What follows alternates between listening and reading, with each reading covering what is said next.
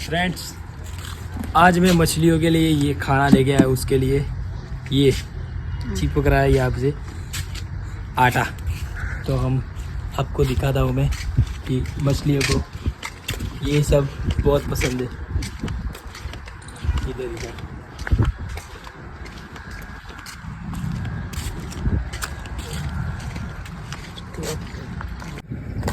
तो फ्रेंड्स, ये देखो मछलियाँ कितना अभी, ये देखो